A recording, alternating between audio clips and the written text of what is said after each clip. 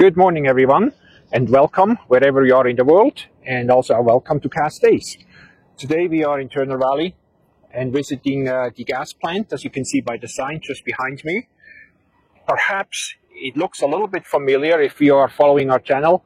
We had a visit to Turner Valley a few months ago already, but at that time the gas plant was still closed. It's a historical site. I think it actually says it on the sign here besides me. So it's a weekend now again. They are open. It's seasonal. So we plan to drop by and check it out. I'm not sure if they are guided tour or if it's self-guided, but please tag along as we walk through and capture some of this historical site. Thanks for being with us. See you later. This is part 1 of a 3-part mini-series. In this episode we mostly learn how this place, Turner Valley, was discovered and developed over the early 1900s. This was a big deal at that point in time for Canada for finding oil. Please check back with us again next week for part 2 of this 3-part mini-series, learning more about our oil and gas history.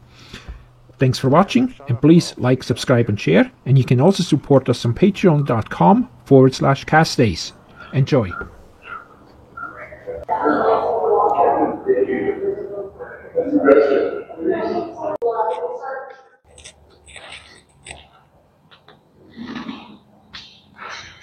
Heads in the landscape, southwest of Calgary, set under guard of the Rocky Mountains. At this, both tiny towns are flung out along its 20-mile length. It is range country for the herds of half-wild horses, but rising in the background are the towers of a newer power that is stronger and swifter than they. Oil men, like the cattlemen, their neighbors, are gamblers. They know a freak chance of nature may throw their luck in or out, may mean that they stay or go. No one, the workmen of this work must be ready to move on, leaving the finished well to work for them, small and undramatic in the rolling stretch of foothills. The oil traps lie. All the information is collected, and samples are analyzed and classified.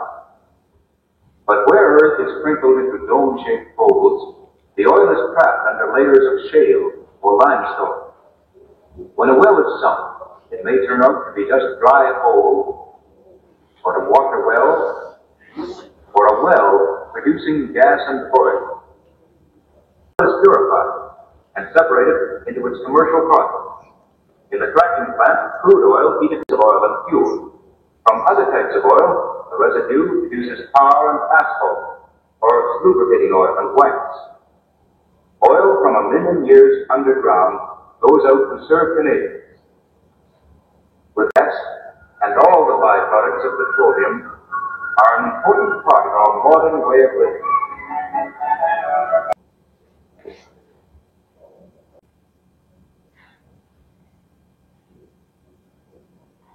Turner Valley Gas Plant, a national and provincial historic site, the best example of a complete historical gas plant in Canada. This collection of Horton spheres, pipes, and industrial buildings awaits development so visitors may tour the grounds and learn how this is the birthplace of the petroleum industry in Western Canada. Oil and gas, as old as time, remain hidden in formations deep in the earth. Their eventual discovery would have a profound effect on Alberta. On May 14, 1914, workers drilling for oil at a cow pasture in Turner Valley struck a very rich seam of oil. With the hiss of released pressure, a gusher of oil shot into the air. This first major oil discovery announced that Turner Valley would become Alberta's first major commercial oil field. At that moment, the province of Alberta started down the path to becoming an energy resource powerhouse. Oil fever gripped Calgary, and hundreds of companies sprung up overnight. 21 oil companies existed. Most of the stock certificates were worthless, except for wallpapering outhouses. Turner Valley visited Turner Valley in 1929 and wrote, "The whole valley is dotted with structures shaped like the Eiffel Tower, and are 120 feet high. These are the derricks from which the boring down to the oil is made. They have to pierce down a mile to reach the immense volumes of gas, untouched for 300 or 400 million years. Out of this gas, they make petrol, and what is left warms the city of Calgary, affording miles away. However, the city could only take half, so the rest burns to waste, roaring out its enormous flames, 80 or 90 foot high. Known as flaring, it was piped to a central location nearby where flaring went on for years. This area became known as Hell's Half Acre. Scorch marks and the glassy fused sands are still evident there today. To counter this waste and to ensure an orderly development of natural resources, the Alberta government formed what would later become the Energy Resources Conservation Board, due to oil discovery at Leduc in 1947.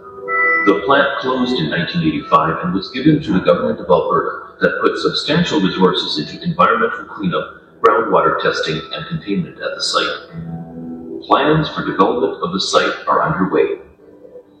The history of science, innovation, and industry that's smeared with oil, sweat, and grease, alive with the sounds of hissing steam, churning engines, and the clang of metal pipes. It's a part of Alberta's history waiting to be discovered by future generations.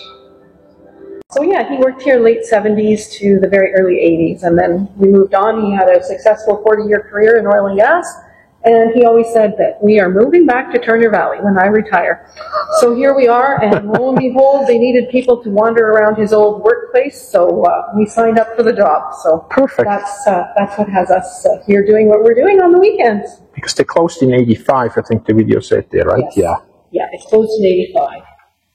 So he came out to the area, did a little testing, took some samples, sent them off to the States, because of course by this time in the States, Texas is going crazy. We've got oil and gas industry, it's happening, and they have the means to do the testing that he required. So he sent that off, and they got back to him and said, yes, you definitely have found hydrocarbons here, there's something here.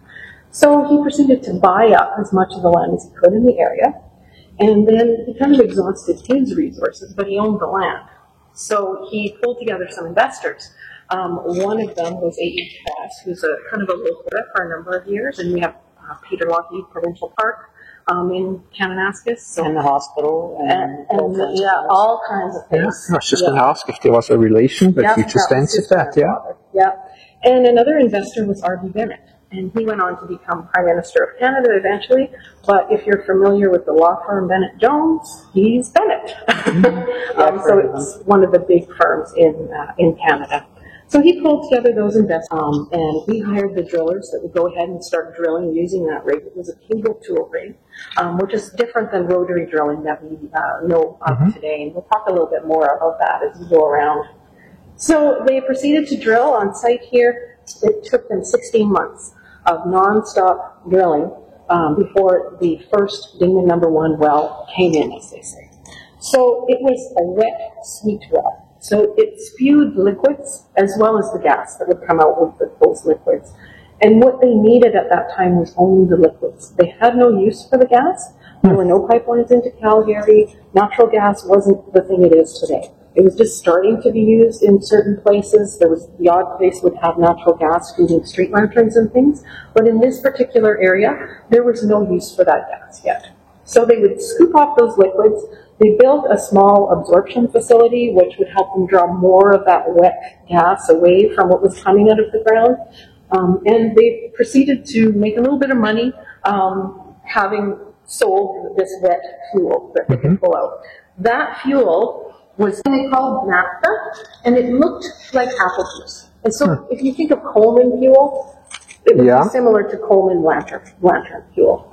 But of course, the vehicles of the day were a lot simpler than what we have now. So they could literally come out here, get a barrel of that gasoline, pour it in their tanks, and drive away. They could just use it as it comes out of the ground. Yes. Wow. Yeah.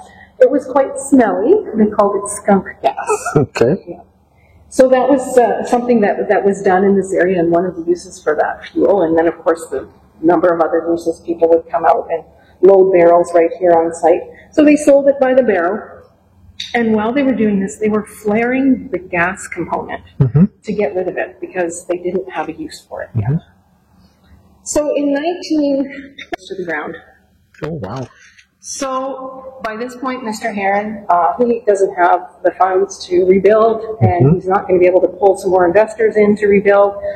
So he is approached by a company that we know of today as Imperial Oil. Oh, They were waiting and watching. They knew things were happening here. So when his facility burnt to the ground, they came in and bought it. But when oil companies buy things or start projects like that, they'll very often give it a different name. So they called it Royalite. So Royal Light? Royalite. Oh, Royalite, okay. So the initial wells that were drilled, 1914 to 1920, that was Dingman number 1, the well that came in, and then they drilled Dingman number 2 also on site. And they had a couple of other wells that they drilled. But when Royalite took over, the naming changed to Royalite. It is Imperial Oil, or at the back of the day, Standard Oil in the U.S. So now we have all of the funding and we have all of the expertise that comes with, at that time, a big oil company. Production facility, which is used to draw those liquids out of the gas, they continue to drill. And in 1924, they have what is called the Wonder Well. Comes in, it's just not about a mile. If you drive by, there's still signs pointing out where the Wonder Well was. That well is a sour gas well, and it has massive amounts of pressure. So the first thing that happens is they try and put a cap on it and get things under control, and it blows up, it ignites, and it's on fire for 30 days. They have to have specialists from the States come up and put it out. It's said they use dynamite to blow it out and starve it of oxygen to put the fire out. But once they had that done, they had another massive source of gas and these liquids, but they're still not using the gas component. They're still just flaring it off. So in this community, there were flares. A lot of the wells, every one of them, up until later 30s or so, would be flaring. So it said that when you walked outside in Turner Valley at midnight, you could read a book because it was so bright from all of the flares. So the landscape is continually changing. You know, we went from bare land where we had the one well drilled. Now we've got 4 wells in the area. This is the second boom in the area. The first one came when that first well came in. So people began flocking to the area. Many, many wells are supposed to be drilled. A lot of money is changing hands, but the amount of money that changed hands in relation to the actual wells that were drilled was vastly different. So a lot of scammers were in the area, trying to where we had health happening. So for years and years, all of the gas from the wells was funneled into that creek and just flared.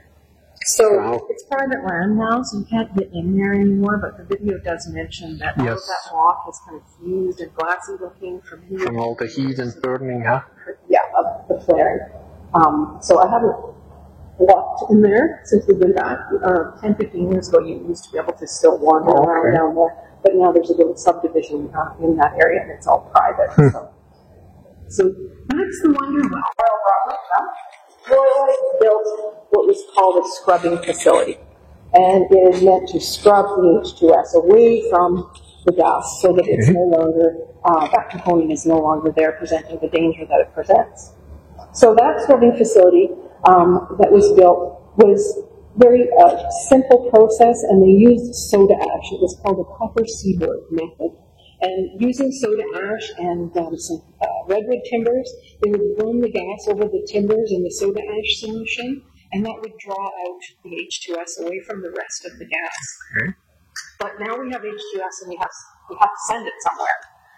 So they built 223-foot stacks on the scrubbing facility that they were using, and the H2S would go up those stacks, and it would come out from the top, and it would just settle all over this valve. The whole place smelled like rotten eggs. I was going to say, it must have smelled horrible. It was nasty, I'm told, but the people would refer to it as the smell of money.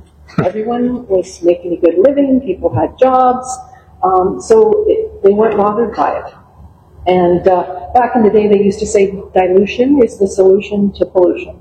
So that was their thought. We take this H2S, we release it to atmosphere, it's going to dilute it enough that when it comes down, it's going to smell bad, but it's not going to kill anyone. So that's what they did in the early days. Later on, this process has changed with time. First photo where we had bare land, this is all the same photo all the way around. So now we have this. Wow. So between 1914, when that first well comes in, to 1925, this is how much the site has changed. That's a lot, see the wells, the number of wells all around the area. So then he said it was the largest in the world for the H2S to kind of dilute it. Yeah.